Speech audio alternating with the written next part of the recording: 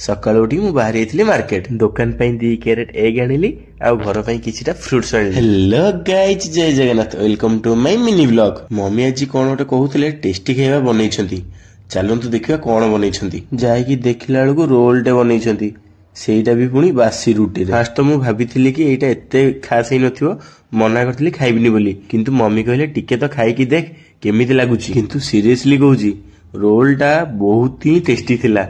सतरे मो मम्मी को हाथ ना किछि जादू ही अच्छी।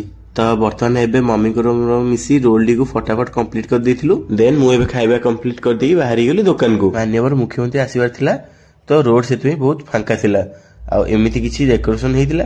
एई भीतर मु दुकान रे आसीकी पहुंची गली। दुकान आसी पहुंची की देखिला बेलकु मोटू बोतलु खेलुथिले, तो ए सुंदर मोमेंट रे गोटे क्लिप्स भी नहीं गली। खरा बेला अजा खाइबा नै पळे आस्थिले दुकान को। आजिर लंच रे थिला चिकन, भात, पियाज लंका और लेंबू। आ मु एठी बसिकी एंजॉय करी खाउथली। That it's for today. रहिली जय जगन्नाथ।